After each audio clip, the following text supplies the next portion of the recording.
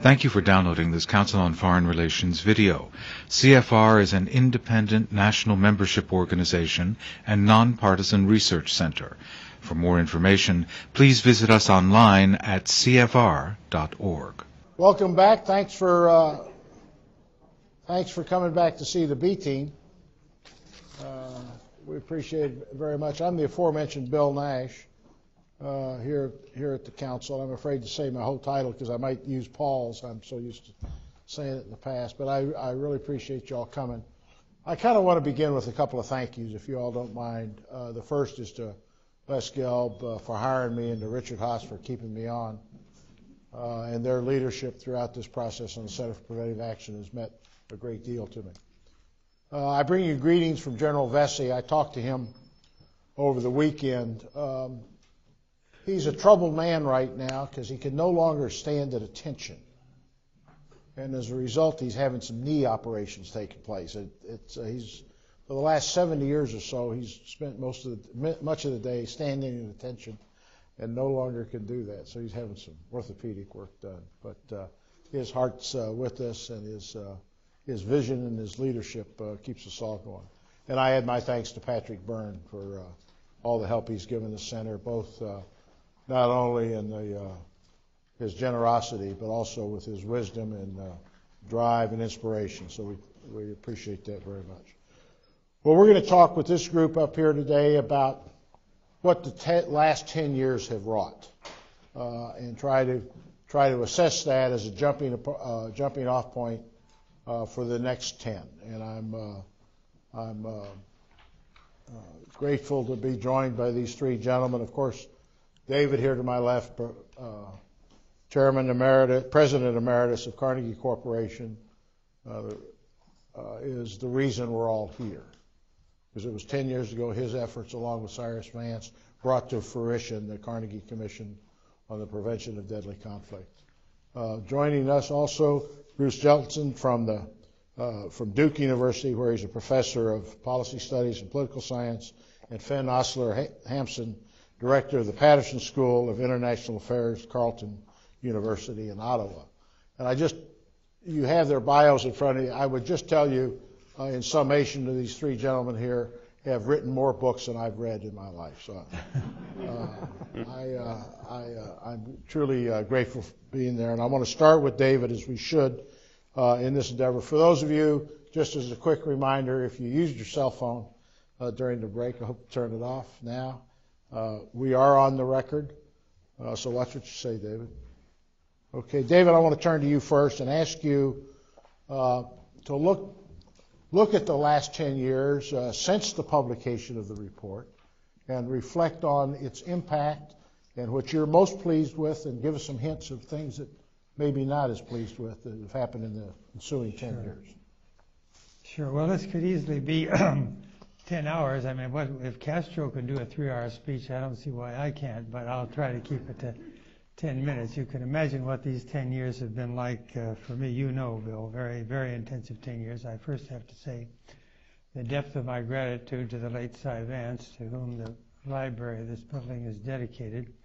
And he and I cooked up the commission together in light of Yugoslavia, not to review Yugoslavia, but what might have been had the international community had certain intellectual and institutional strengths and moral strengths before the disaster came.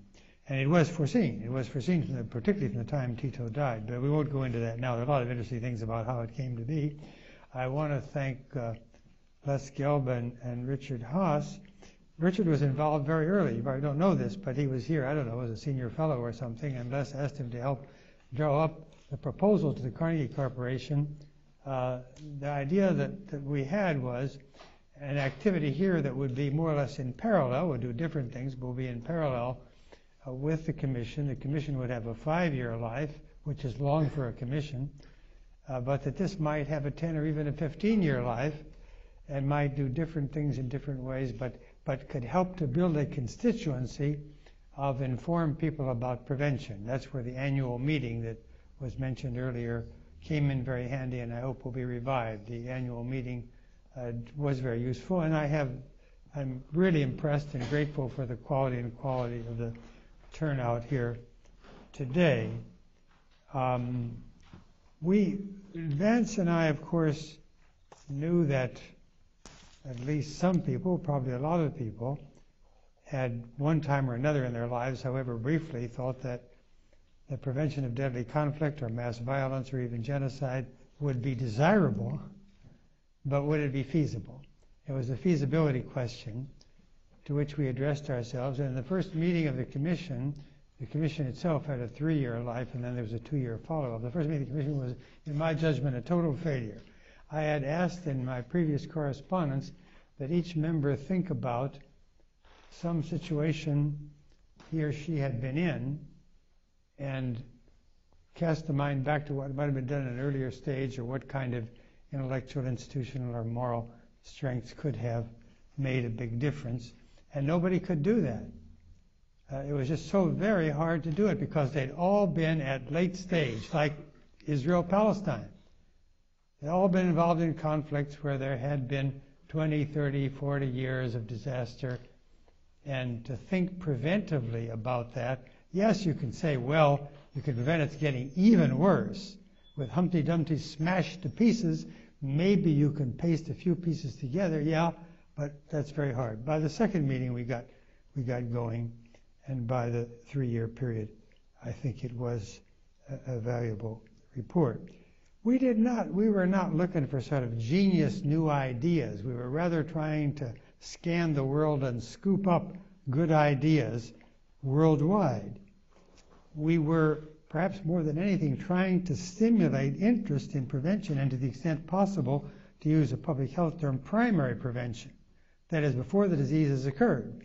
When there's some indications that the disease is at high risk, to be able to make an intervention that has the likelihood of preventing the outbreak of a terrible or fatal disease. To stimulate that kind of thinking in institutions, organizations, universities, governments, the Council on Foreign Relations, and other distinguished NGOs, International Peace Academy, etc. And not just in the U.S. I want to say that we rarely used in this report terminology of U.S. leadership, nor have I in my subsequent books used that very much. I speak about, I hope for the day when there will be active, constructive U.S. participation in preventive activities. I hope for that day, but we have not seen that day yet. We had, when the report was published after 3 years, a terrific response in a number of democracies. In fact, several countries, it's amusing, were competing who would have the first meeting on this subject in the first month after it was published.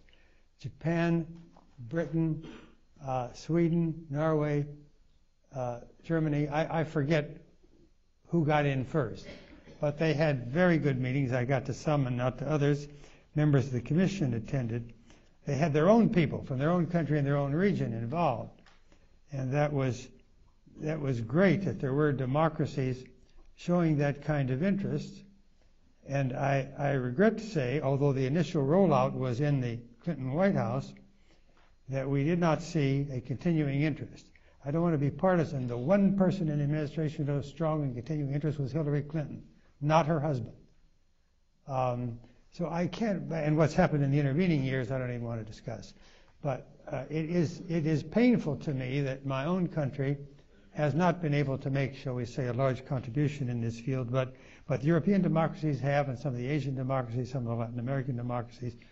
And of course, we did not expect contributions from the dictatorships and have not found them. But the idea was to stimulate better ideas, to set in motion a long-term process. We talked about decades and generations. Now, that didn't mean that some things couldn't be useful very quickly, especially some forms of preventive diplomacy, some strength in preventive diplomacy.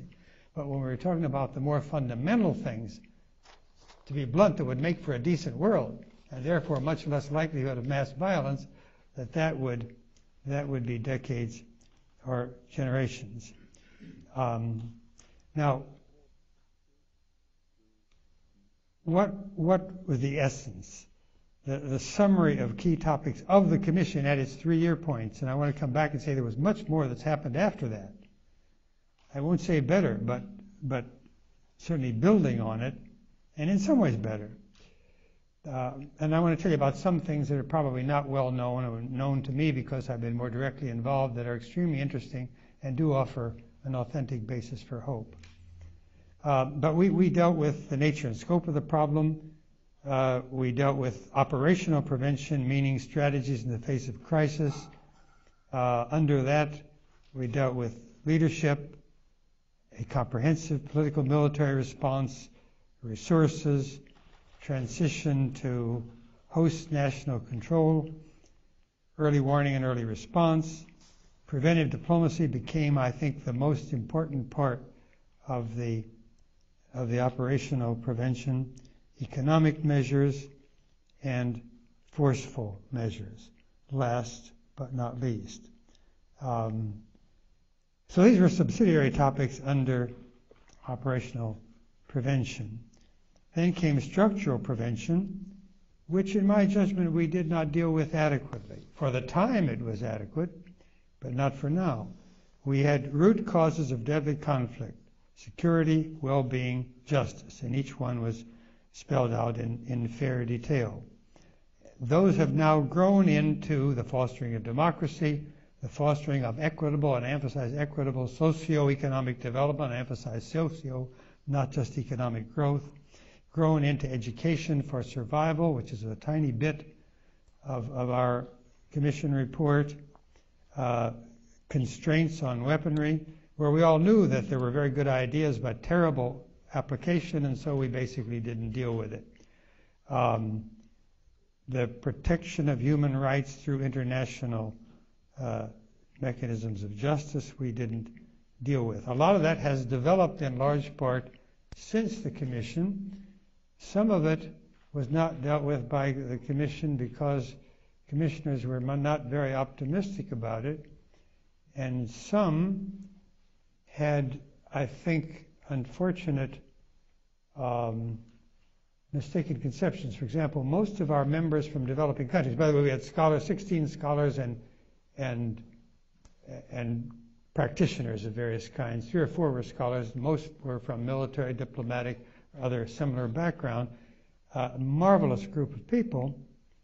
The people from the developing countries, of whom there were several, and very intelligent people with rich experience, tended, rather to my surprise, naively, to assume that if we talked about building democracy, because democracy has the capability for resolving conflicts short of the threshold of mass violence, whatever its faults, it has the tendency to resolve conflicts short of mass violence, they tended to think that we meant intervention by rich countries on poor or by powerful countries on weak.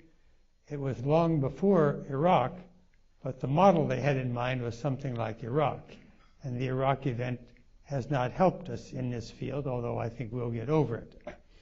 It's like a distinguished lawyer said about the 2000 election, will the Supreme Court recover? It will recover, but it will take a long time.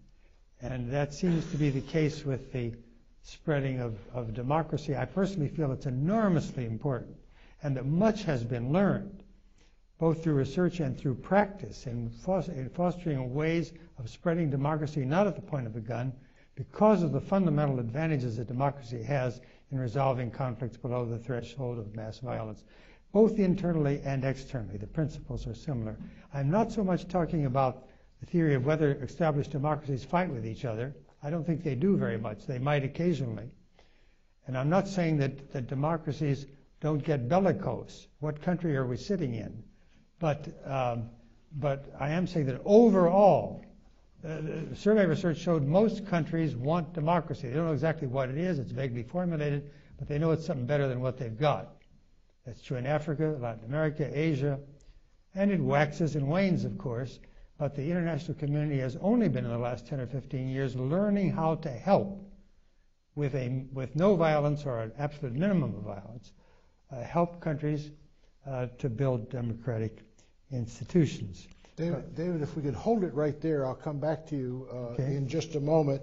But I wanted to turn to Fen, and David made a comment about root causes. And I wonder, Fen, if you could discuss with us some of your work on trying to examine those issues. Well, first of all, let me say what a pleasure and privilege it is to be here on this 10th anniversary of the Carnegie Commission report.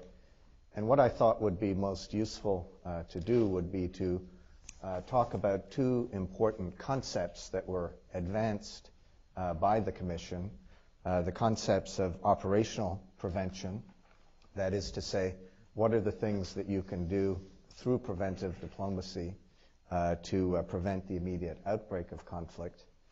And the second important concept, which was the concept of structural prevention, that is to say, what can be done to address the deep or underlying causes of conflict.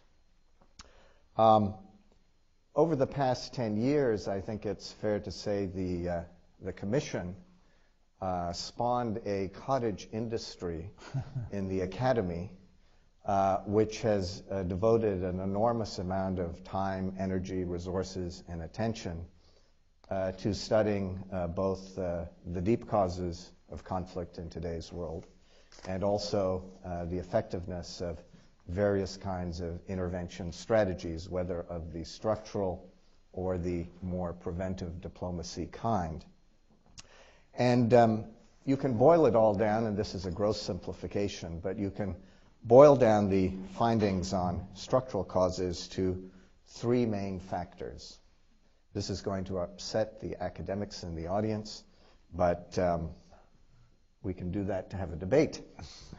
The first is the importance of economic factors in contributing to and prolonging war.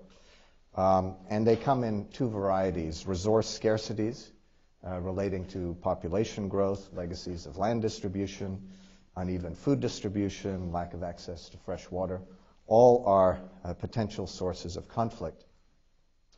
What's interesting is that an overabundance of natural resources can also increase the probability and duration of conflict, as actors enrich themselves through illicit means.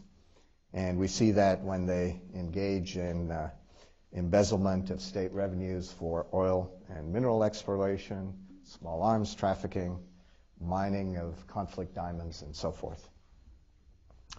The second important finding is the role of belligerent groups and the manner in which they foment and perpetuate violence, their manipulation of populations through ethnicity, religion, history, myths. And that draws our attention to the role of human agency. Michael Brown at Georgetown University has a wonderful term for it. He says, there are lots of bad leaders in the world, and guess what? Bad leaders can play a key role in manipulating ethnic and religious identities to serve their own selfish ends and perpetuate or perpetrate conflict. The third is the fungible nature of contemporary conflict. So-called civil wars have a nasty habit of crossing their borders to form what some call regional conflict complexes. And conflicts have a nasty habit of spilling over. They did that in the Great Lakes region in 1997. Or spilling in, as demonstrated by the extensive external involvement of a whole range of regional actors in the Democratic Republic of Congo's civil war. Arguably, since the Second World War, the biggest structural conflict prevention success story lies in the Asia-Pacific region. Unfortunately, it's pre-Carnegie, but you can take credit for it. From 1946 to the mid-1970s, East Asia, Southeast Asia, and Oceania accounted for more than half of the world's battle deaths. But that region, statistically speaking, is now one of the world's most peaceful. And of course, one of the great puzzles is, why is that so? I think you could argue that since the 1970s, it's experienced some of the highest economic growth rates in the world, and it's also been one of the chief beneficiaries of globalization processes. In recent years, there are four new aspects of structural conflict prevention that are receiving close attention. And let me just quickly run through them. The first is the impact of climate change. Darfur, I think, is a very good illustration of this. Desertification in that region, which proceeds at the rate of about 8 kilometers a year, was a key factor in both causing and intensifying the conflict between herders and farmers in the region. Bob Bates and his colleagues at Harvard have found that the only valid predictor or indicator for the eruption of civil violence in the sub-Saharan conflict, sub-Saharan Africa, I should say, is the onset of drought. Second, the impact of growing levels of inequality within countries. The World Bank, in its recent Global Economic Prospects report, predicts that globalization, which is contributing to rapid growth in average incomes in the next 5 years, with incidentally developing countries leading the pack, is also going to be accompanied by growing economic inequalities within countries. Those inequalities, in the eyes of some, are going to reinforce existing horizontal inequalities in societies, that is, say, the inequalities that come from political, economic, and social conditions among culturally and or geographically distinct groups, especially in low and middle income countries, and that is going to increase the potential for conflict in those countries. The third dimension is the challenge of rapid urbanization. In 2005, global urbanization crossed 50% for the first time in human history and will reach 60% by 2030. Cities of the developing world now account for over 90% of the world's urban growth. And global rural populations are going to go into decline after 2015. In Latin America, about 64% of the poor live in urban, not rural areas. In Africa, close to 50% of the population now lives in cities. Why does that matter? Cities are increasingly the sites of 4 different kinds of organized violence. Organized crime, led by drug cartels, human trafficking networks, arms smugglers, so forth. Rebel groups and paramilitaries. Anomic crimes that are perpetuated by individuals, and endemic community violence led by urban gangs like the Cape Town Scorpions in South Africa, or vigilante groups, the Egbusi Boys of Africa. What's striking is the role of youth in those gangs. A 2004 multi-country study found that the average age of recruitment into gangs to be approximately 13.5 years old. The other important aspect of conflict prevention is operational prevention or preventive diplomacy. And there I think we have kind of an interesting good news story, just hot off the press from the University of Uppsala's Peace and Conflict Data Set, which has been doing probably the best work in the field of conflict prevention. They find that in the period 1993 to 2004, there were 76 low-intensity intrastate armed conflicts in the world. These were conflicts that resulted in less than 1,000 battle deaths, that is, say, they're low-intensity conflicts. They find that the international community acted in many of those conflicts to prevent them from escalating or spreading geographically. There were slightly more than 3,000 separate interventions taken by third parties, and the years 2000 to 2002 were the high point of those interventions. Now, there's one conflict that receives about half that attention. It's the one we were talking about in the last session, Israel-Palestine. What's also interesting is that the most commonly used type of preventive diplomacy is for third parties not to mediate, but to engage in bilateral talks with one of the warring parties. More often than not, the government side of the dyad.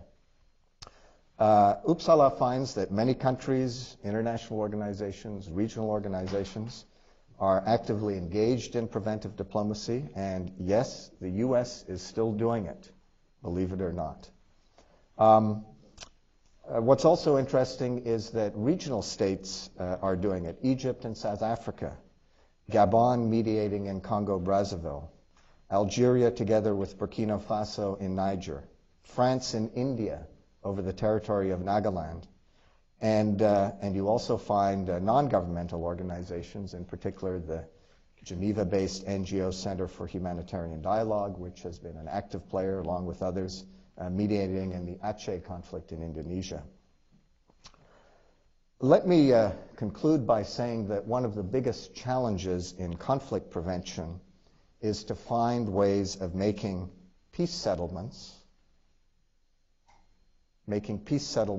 stick. The way most conflicts ended since 1989 was through a negotiated peace settlement. And if Andy Mack of the Human Security Task Force at the University of British Columbia were here, he would show you a very dramatic graph that shows the frequency of global conflict coming down.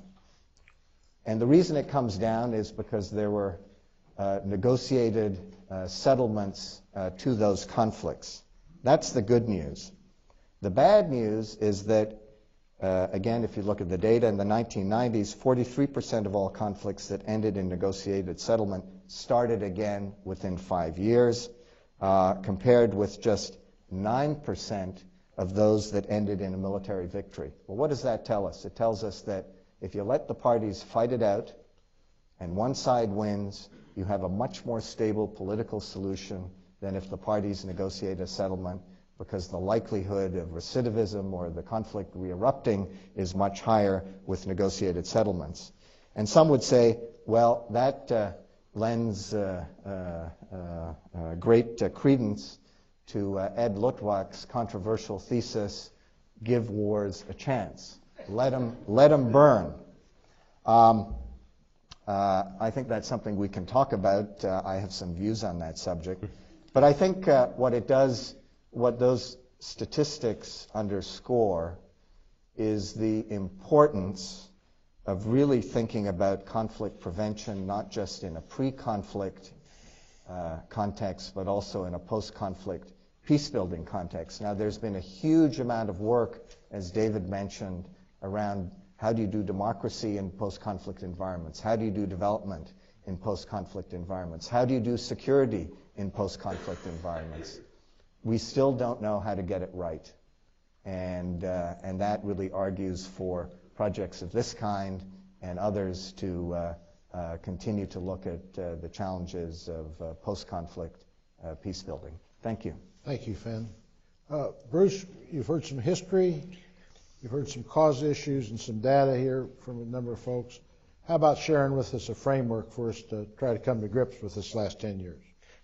Sure. Let me try to make some comments along those lines, and then people, I'm sure, will add their things. Let me actually start by asking us to think back to 1993, which was when the sort of euphoria that followed the immediate end of the Cold War was beginning to fade in places like the former Yugoslavia, et cetera.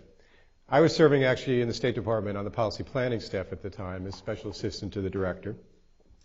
And to be perfectly honest and frank, we were using the term preventive diplomacy all the time. Speeches, memos, national security strategies, and the like. We didn't really know what it meant. We hadn't really thought about how to fully do it. There was some sense that it fit this post-Cold War world, and we surely weren't ready to commit to doing what it takes to do it, us, let alone the rest of the world. It was in this context that David Hamburg's commission really began to have huge impact. I recall some briefings in the State Department when the commission was first starting out, and much has been said by Bill and Paul and others. And I just want to say that and Fenn said it too, I think the effect of the commission was not just its own pieces of work and its final report, but really David, more than any other single individual, helped create this as both a field of study and professional policy specialization. And I think that what we see now and the notion of where it's going to go is really the institutionalization of whatever you want to call it, conflict resolution, preventive diplomacy, conflict prevention, and the like. And I think that's a huge contribution that reminds me, and I want to come back to this at the end, what happened in places like Rand at the end of World War II with things like deterrence, okay, which we then took for granted, for better and worse, for 50 years, but wasn't a familiar concept. And I think that's the huge contribution that David as an individual and his leadership and the Carnegie Commission made. So let me try to answer Bill's question really in very summary form. I think we've learned three things. in this period of 10 years and even longer. First, I think we've learned that prevention is possible. One of the crucial things was making the analyses in Fenn's discussion in his own work on the sources of conflict, made a fundamental point, was that these conflicts that we saw around the world were historically shaped but not historically determined. You know, the expression that Samantha Power uses in her book, A Problem from Hell, was this sense that they've been fighting each other for 600 years. What are we going to do about it? When you sat down and analyzed it, it wasn't this straight line, and history was very important. But it was shaped but not determined. Indeed, in the former Yugoslavia context, there were all sorts of examples of Croat Serbs and Bosnian Muslims getting along and the like that many people are familiar with. To say that something's historically determined means, hey, let's move on to some other problem we can affect. That's historically shaped is to recognize that historical forces are powerful, but that actors, that demagogues like Milosevic and others, or in Rwanda, the extremists, were acting on historical grievances to have an effect. Well, that really means that policy can also have an effect. And I think this was part of understanding that prevention was possible. That once you understood the causal dynamic, you understood that something could be done. There's always this sort of evidentiary caveat of success, because you're defining success. Success is either nothing happened, we prevented it from happening, or things didn't get worse, and you can't really know for sure. It's sort of like deterrence in the Cold War, or preventive medicine. Right? If I keep my cholesterol down, well, we'll never really know whether I would have had a heart attack or not. I'd rather not find out, of course. But we also had many cases which we could look at fairly strongly. There was Macedonia at a couple of different instances, the preventive deployment in 1993 being one. There were efforts in Burundi that didn't totally prevent the conflict, but surely contained it. There were things like the Russian minorities in the Baltics, that if we go back and think about the early 1990s, those were very explosive situations. So there are many examples we could cite that made the point that prevention was possible. I think the second thing we learned, that prevention, while possible, is difficult. And here's where my reference at the beginning to sort of using the phrase and speeches was belying the difficulties. The difficulties were not to be underestimated. Some of that we learned the hard way. As our keynote speaker talked about, diplomatic strategies have a level of detail that we often just, when we think of military strategies, we game them out, we think them through, we look at them left, right, and sideways. We actually need to do that about diplomatic strategy. It's not just a process, it's a strategy. Mediation, is that the right strategy to use? How do you use carrots and sticks? These are real difficulties. Peace operations. Understanding the distinction between traditional peacekeeping in interstate conflicts for the UN and others, and peace operations in which there wasn't a peace to be kept, and the logistics, the military strategy, what we meant by a robust mission, how did you think about impartiality distinct from neutrality, the responsibility to protect commission of Gareth Evans and Mohammed Sanoun, I think, did an amazing work on this in trying to think this through. Decision making. It's discussed at the end of the last session, when is it a UN Security Council issue and when is it not? The responsibility to protect commission, for example, put up a proposition that the UN Security Council was the preferred but not exclusive decision maker in these situations. The overall efforts in an integrated strategy. We began to think about that, about post-conflict reconstruction, which became both a buzzword and organizing concept in the latter part of the Clinton administration, in the Bush administration. That's okay, but that's still post-conflict.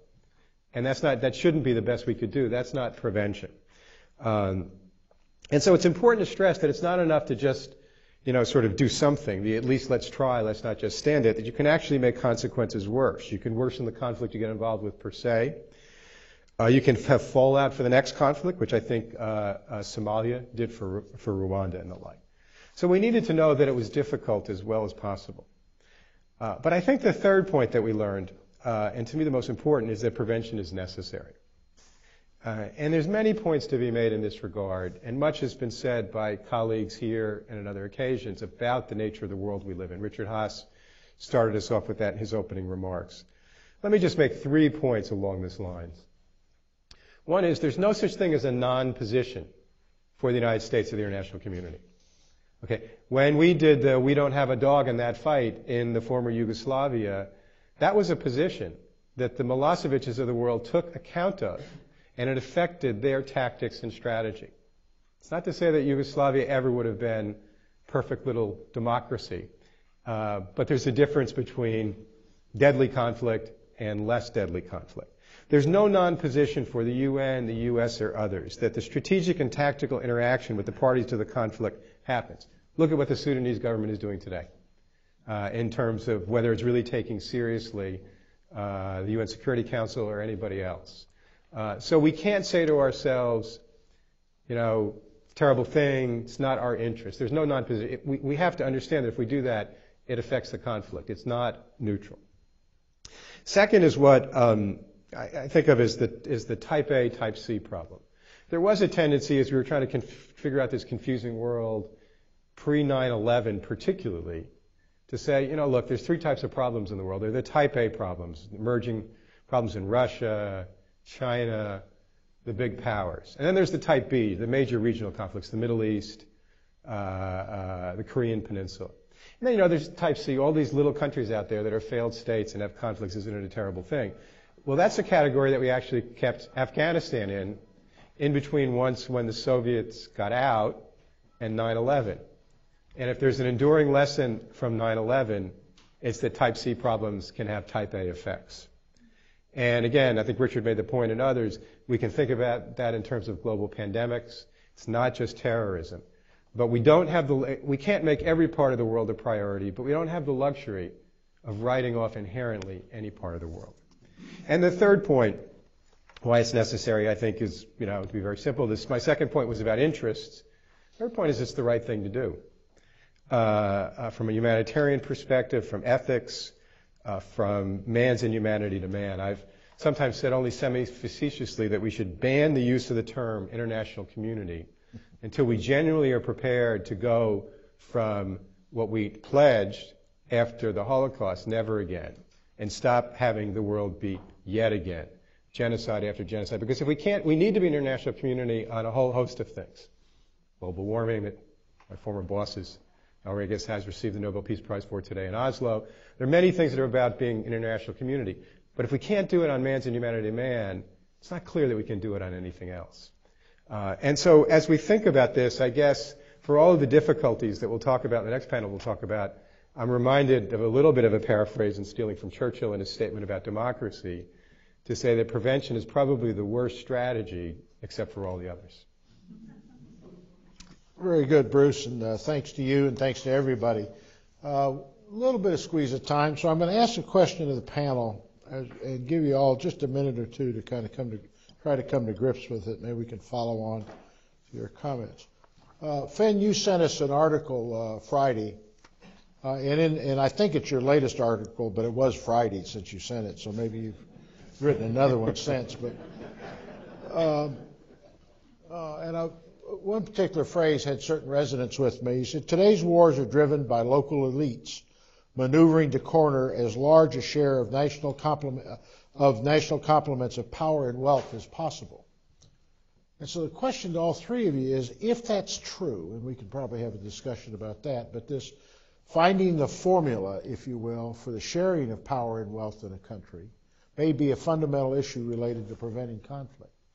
If that's true, are we spending too much time on other peripheral areas and not coming to grips with this, what I would define as the center of gravity issue that we need to as we look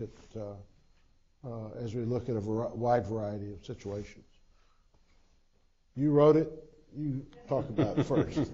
Maybe I should look at things more carefully before I send it back. There's no question that the challenge in any post-conflict peace-building environment is to set up rules for competition that don't end up reigniting the conflict and destroying the very fragile institutions of the state that you're trying to create. And one of the continuing problems that we see is that, and it was talked about earlier in the first panel, that The rules that are imposed on the parties are the democratic Queens of Marksbury's rules of political competition, which, as we've seen time and time again, don't work very well. And there are really three tasks of state building. One is to get the security environment right so that individuals feel that their own human security is not at risk. And that's in the physical sense. The second is to get state building right so that state institutions are in the business of providing key public goods that build legitimacy for the state. And then the third is to do democracy right. Now, we've seen a debate, a very active debate, about what should be the sequence there.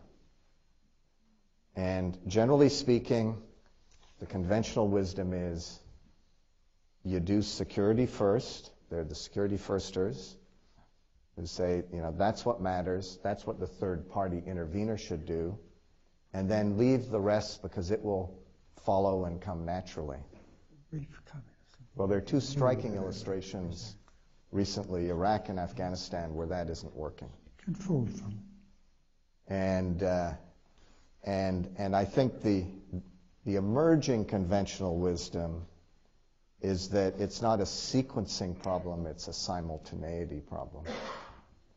How do you at least do the first two in a way that gives the state a chance and gives those elites who are in competition, because competition is natural, at least an opportunity to play by a different set of rules?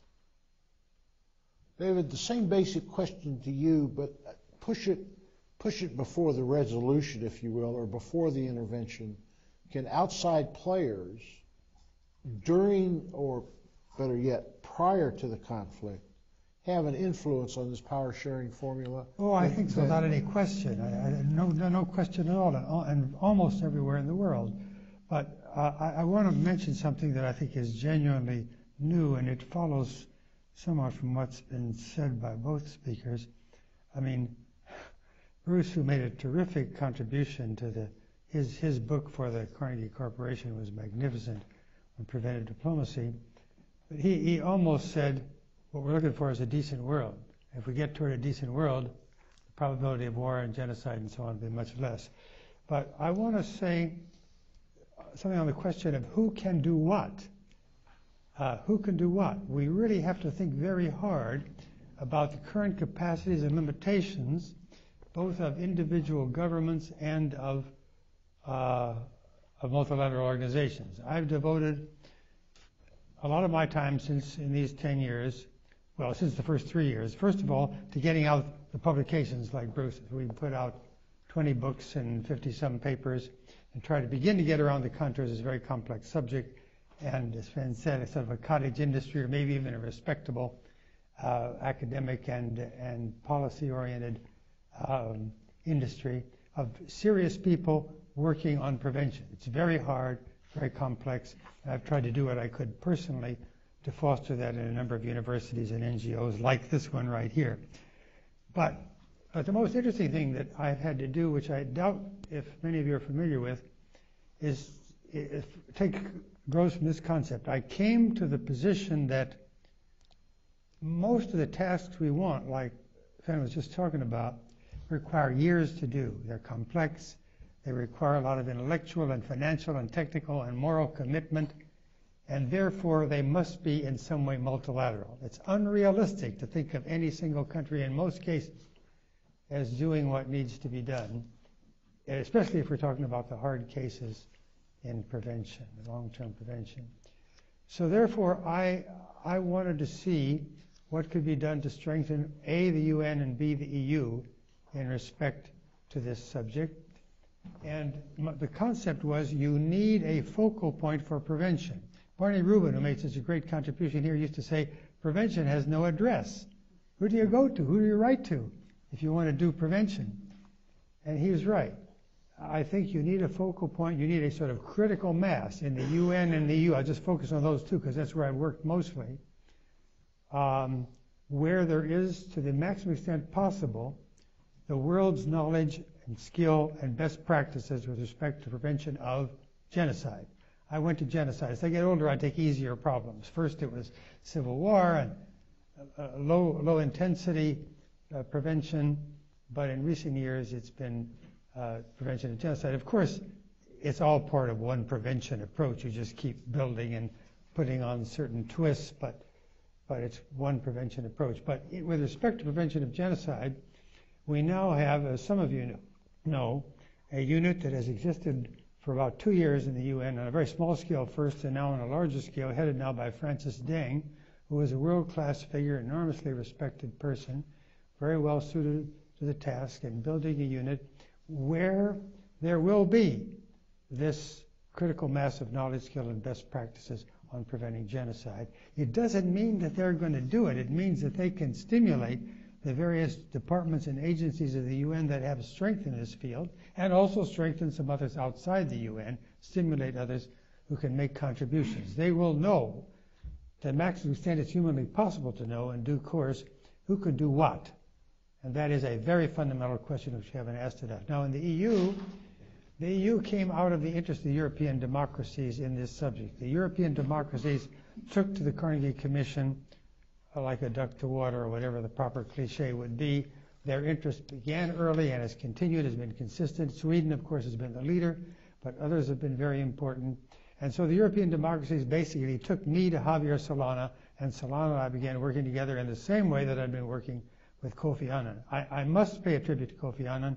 He paid a tribute to me and Cy Vance in his final General Assembly remarks, which Paul Stairs knows about, how much the Carnegie Commission had done in his 10 years to stimulate his efforts toward a culture of prevention. Very difficult. I could tell you stories and stories about the obstacles he faced, but also many that he overcame. It was my privilege to work with him. Similarly with Javier Solana, who has fewer obstacles, actually, because it's 27 cooperating democracies. Yeah, they have differences of opinion and they hassle and so on, but there are 27 cooperating democracies, and we've never had that in the history of the world. And he will soon, I think in a few months, announce the director of and a unit similar to that in the UN, and with probably a memorandum of understanding so that the two will cooperate, which would give a lot of synergy. So I just want to call that to your attention, to ask the question, who could do what? This is one piece of it that I've addressed. It is frankly a big and ambitious and difficult piece, but since it has moved in the UN and is moving in the EU, it's worth thinking about that. And I hope that a new American administration will think about that too, although I say again, not in the sense of the U.S. alone, but what the U.S. can do constructively with others, in answering the question, who can do what to prevent deadly conflict, mass violence, or even genocide. One further quick point, Ted Sorensen and Richard Haas both raised questions about where should certain repositories of information be, and I really want to emphasize very strongly the universities. It's not the only place. The NGOs are important, the best of them like this one, but universities have historically been weak in this subject. But they're getting stronger. I could name for you half a dozen in this country, half a dozen in Europe, a few in Asia. I don't know any in Latin America, no doubt there are some.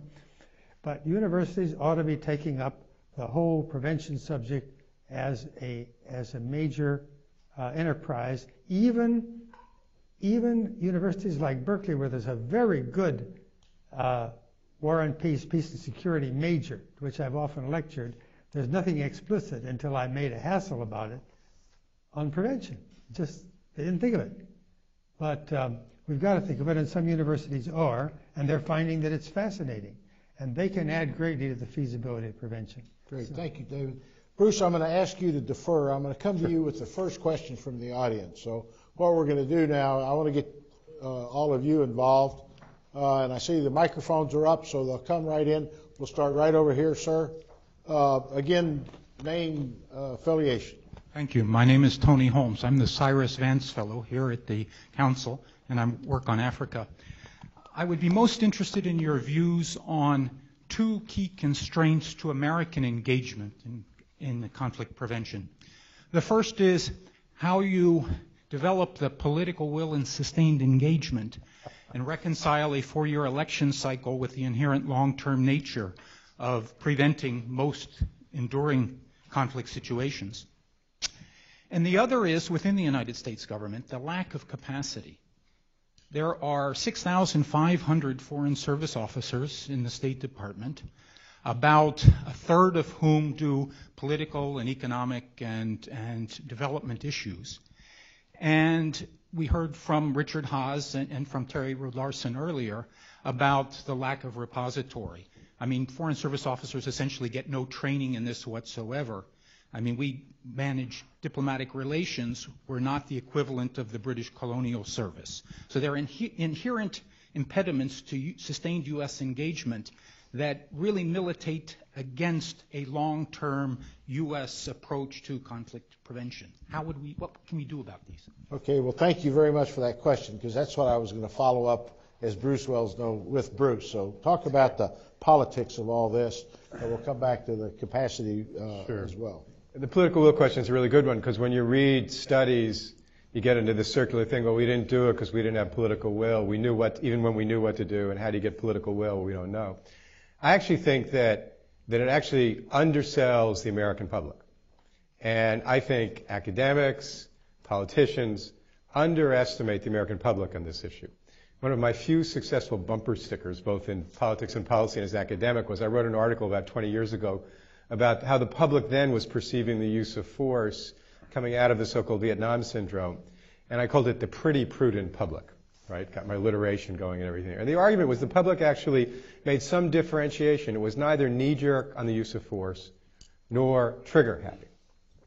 If you look, for example, at polls done just a few months ago on Darfur, would you support not only U.S. support for it, but U.S. sending troops as part of a multinational force?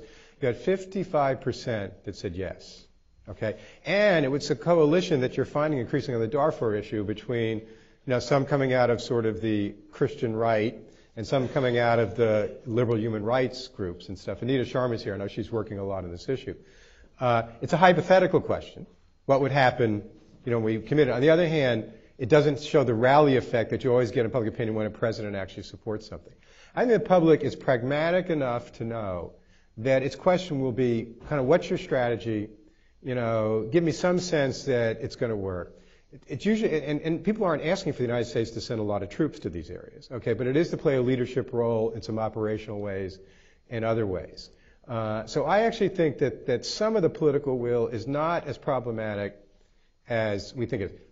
There is a question of, do I want to invest the political capital? Okay, Congress is a bigger problem than the public. I mean, if you remember, 93, 94, it was a Democratic Congress of the Clinton administration, and it wasn't exactly, helping think through the Bosnia issue. So it's not just partisanship. I worry a lot, talking about short-term time frames and what people call Congress's tendency towards credit claiming and blame avoidance, right?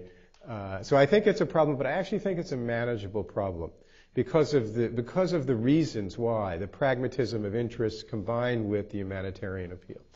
The capacity question, I think, is not only a problem, it's an effect, but it's also a cause, right?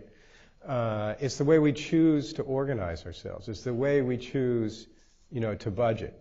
If it really was a priority for a new administration, then I think you could see some efforts in that direction. I know this is the whole bureaucracy is, it's not a battleship, it's a carrier that's going to turn very slowly. But you're absolutely right about the capacity point because it gets back to, if we do it, we have to do it right because we can make the conflict worse and then we can, discredit the next one. But I don't think either one is an unmanageable problem. And I think we need to at least kind of point in the right direction and do better in the next 5 years or 4 years than we've done before. I must share with you an incident that happened when we unveiled the Council's task force on post-conflict capabilities in the wake of war. And our chairmen were Sandy Berger and Brent Scowcroft. And somebody asked a question very similar to yours about political will and the capacity, building the capacity to do what we needed to.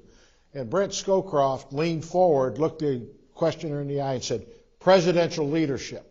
Mm-hmm. There was silence in the room, and I was unable to avoid the vacuum, and I leaned forward to explain what Mr. Scowcroft said, and I got about a half a word out of my mouth, and Sandy Berger said, "Bill, the question's been answered." Mm-hmm. Mm-hmm.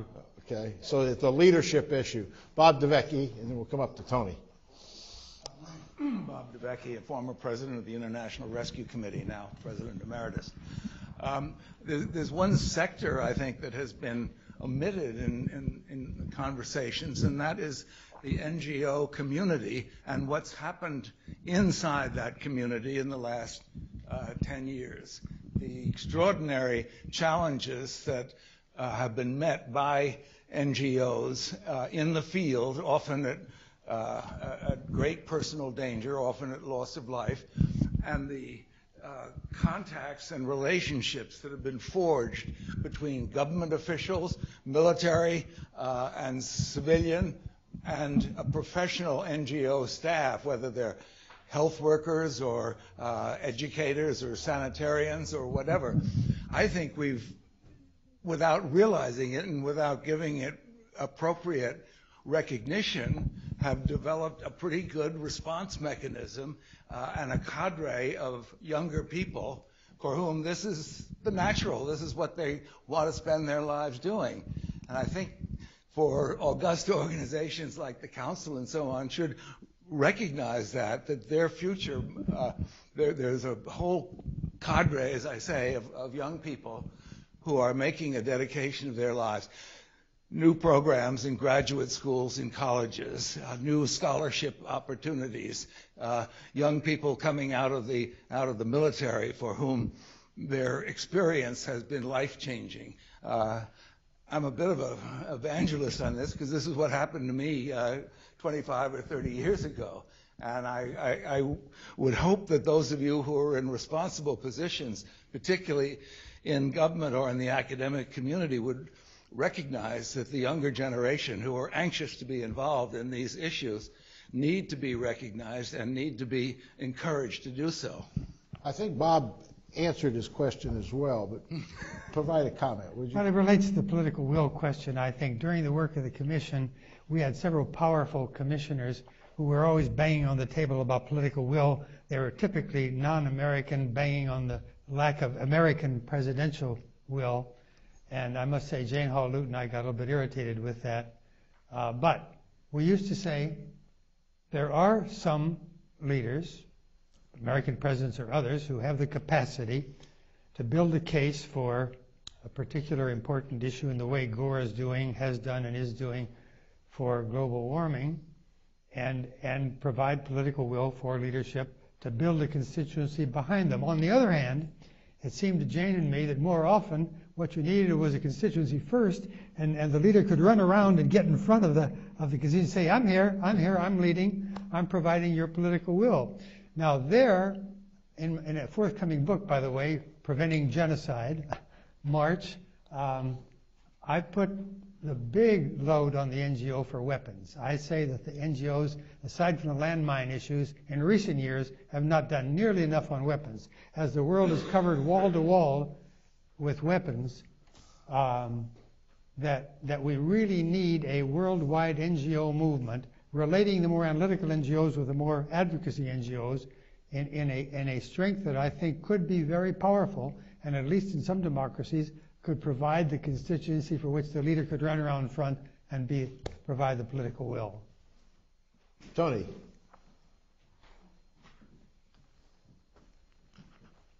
I'm still Tony Chase from Fletcher. I'd like to ask all three of the panel members, what is your position, what new thinking is there on the responsibility to protect in a situation where you don't get Security Council approval and it is then a violation of international law, but a necessity? Finn. Is there new thinking on this dilemma? Well, that's an easy one to answer. There's not a lot of new thinking going on around it. At least I haven't seen any evidence of it. And I think that it's actually the thrust of the article that I shared with our chair. The Commission on the Responsibility to Protect that was co-chaired by Mohammed Sanoun and Gareth Evans clearly raised a very important issue. What do you do when there are major human rights violations and there isn't a whole lot of appetite in the international community to do something about it? And they came up with a series of benchmarks for progressive activity. Where I think the Commission in some ways could have done more was around the issue that we're talking about today, which is prevention. There's not simply a responsibility to protect when things are going horribly wrong. There is also a responsibility to prevent things from going horribly wrong. And that is where I think that the prevention and the protection agenda really need to converge. Because in one sense, R2P got it right by enunciating a doctrine, which international lawyers get very excited about. And that's a good thing. That's a good thing. Where they were much weaker was on the what do you do before you're calling on the Security Council to send in force. They were weak on the diplomacy side. Rwanda began with a colossal failure of diplomacy. And I think the Commission could have said more about it.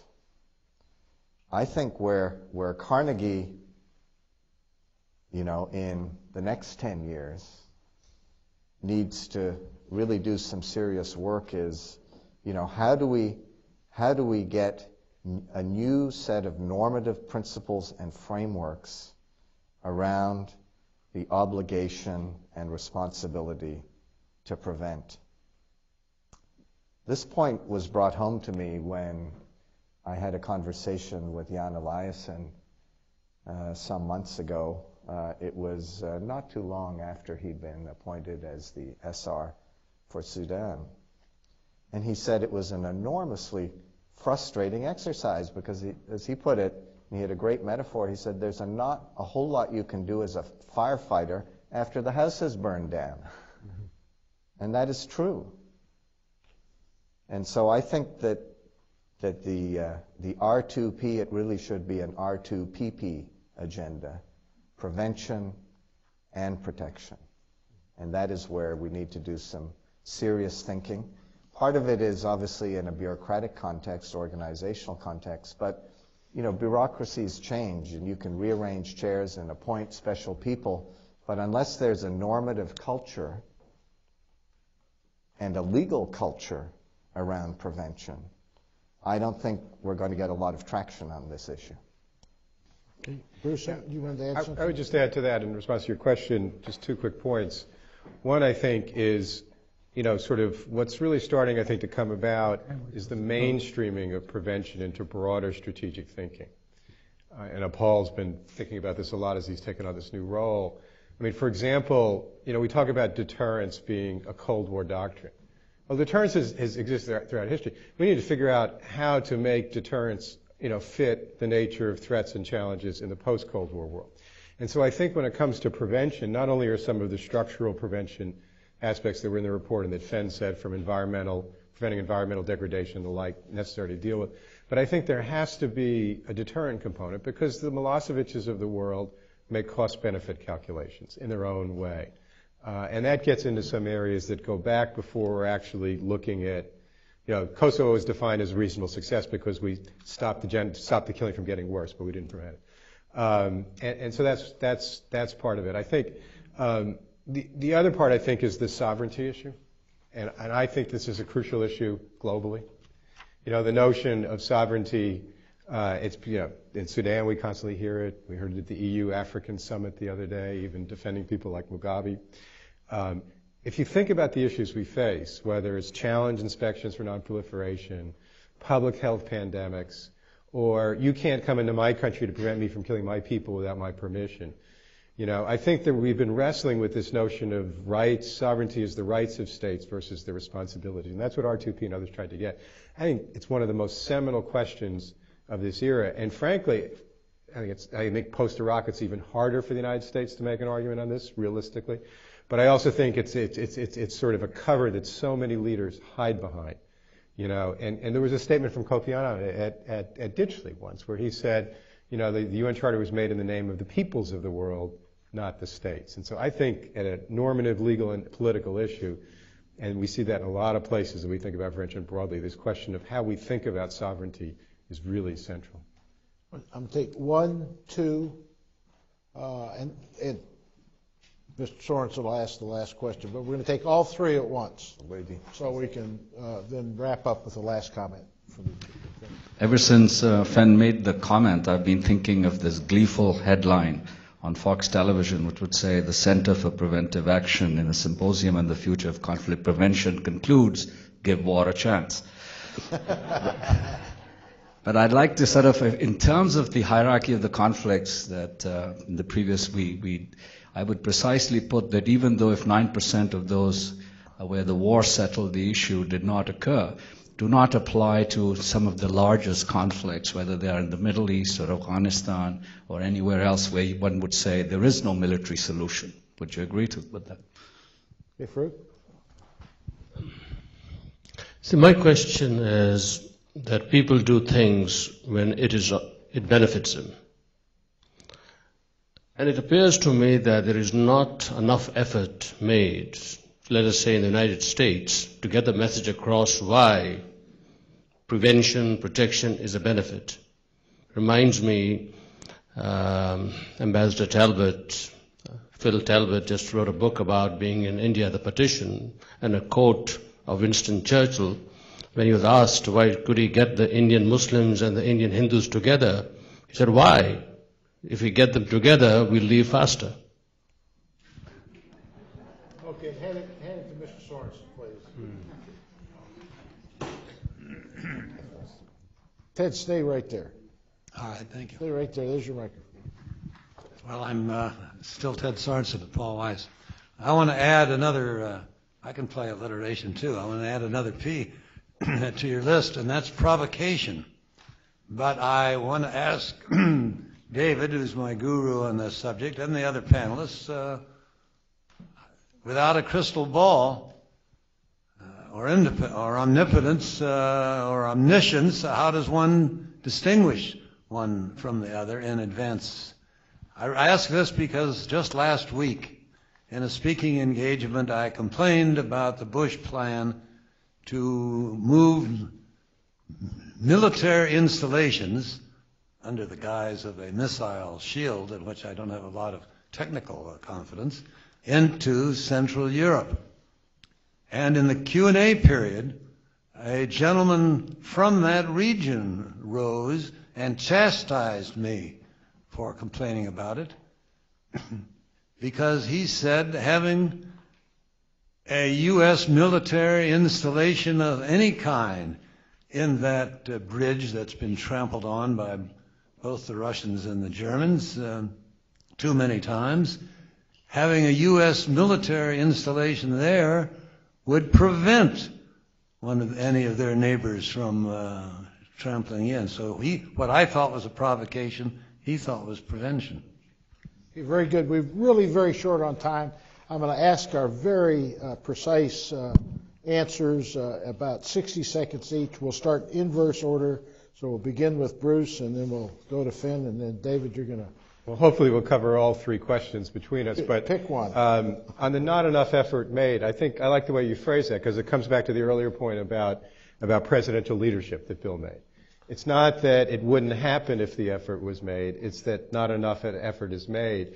And again, I think the politics are such that a new president could define him or herself in some fundamental ways in this area, including getting some successes. as well as reclaim on American leadership and the like. And then just one question about one comment on the predictability. If I had to think of conflicts, picking up the other session, I would talk about Iran as an area in which one can really needs to and think about in a very comprehensive way preventive strategies that might, in a comprehensive way, deal with a whole host of issues in which the United States really needs to be more of a leader than a laggard. Yeah. I'm just going to answer one question, and that was the Luftwaffe gauntlet. Give war a chance. Why is he wrong? It's quite simple why he's wrong. Wars that are allowed to burn don't always burn themselves out. And that's in part because they have a tendency to drag others in. They're fueled by the adverse side or the bad side of globalization.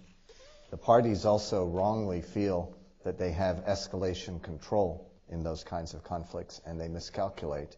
And so you often get an escalation of the conflict. So I think it's an interesting hypothesis, but ultimately a faulty one. And there's obviously the humanitarian dimension that wars that continue lead to more lost lives. David? Okay. How about your friend a Ted? comment that has, I think, a wide applicability to the prevention field. Forgive me. In working on this book, Preventing Conflict, Preventing Genocide, I came across the shibboleth that's widely believed by political leaders, including some of our most prominent living presidents and ex-presidents, that you never can know until the last minute. You know a week or so in advance, and by then it's too late, except for a big military intervention which nobody can do or will do. That's so terribly wrong. The well-documented lead time, warning time, gross warning time. Don't need satellites, don't need high technology. The gross warning time for all of the genocides of the 19th and 20th centuries has been years. Typically 20, 30, 40 years. You know, to put it simply, small massacres, medium massacres, big massacres, and then, oh my God, genocide over a period of 20, 30 years.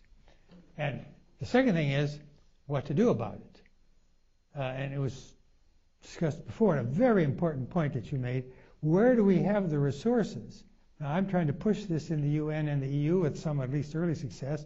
But we should have, certainly in our government, and a few of the democracies in Europe do have, but not enough, capacity, knowledge of contingency plans, some generic, some specific, based on a knowledge of very deadly conflict. If you have the years of warning time, work on it and think of what are some of the things you could do that would prevent from going to level A of small massacres to level B of big massacres. Well, thank you very much to the three of you. I just wanted to make a couple of comments. If I could, and Paul, I'm just going to take a minute as a swan song. 10 years ago, I was still reflecting on coming out of Bosnia after spending the first year there subsequent to the Dayton Peace Accords. And I was on my path to this job that also ran through time with the United Nations in Kosovo, and then reflecting on the last half dozen or a little bit longer than that, years here. There's a couple of comments I would make. First of all, I think we need to look at conflict as a spectrum, and we have to look at it before, during, and after conflict. We have to look at prevention and mitigation as well as recovery from conflict. And it's interesting because many of the issues related to one apply to the other as well. So, and we tell the story that came out in Carnegie about mitigation associated with Romeo Dalliere's advocation to bring troops to Rwanda to stop the genocide. He said with 5,000 troops, the right mandate, I could have prevented it. And I said, I don't necessarily militarily think that it would have occurred like that, but what if he only got it half right? Okay? What a service to mankind if he'd saved 500,000 people instead of the 800,000 or so that died. So I think we have to look at the prevention, the mitigation, as well as the recovery or the post-conflict, because we do know that all too many post-conflict situations return to a conflict situation. So we have to work on that. And if we don't come to grips with the power and wealth issue, the formula for sharing the power and wealth before, during, and after conflict, it's going to keep coming up on us. The second point, everybody likes the toolbox metaphor.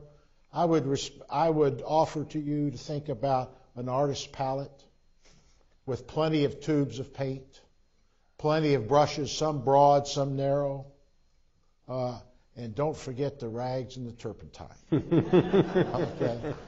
I want to say thank you to Barney Rubin, who is in Islamabad or Kabul or Kandahar or someplace, the founding... Ottawa. Huh? Ottawa. Yeah. Is he in Ottawa? Oh.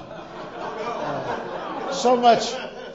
I forget anything I said about Barney Rubin. I thought he was working for Fred Tipson, who followed Barney in the job. To me, on behalf of the three of us, Paul, go forth and prevent.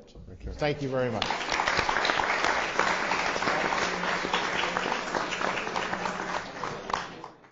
Thank you for watching this Council on Foreign Relations video. For additional audio, video, and transcripts of CFR meetings, as well as expert analysis of international news, please visit us online at cfr.org.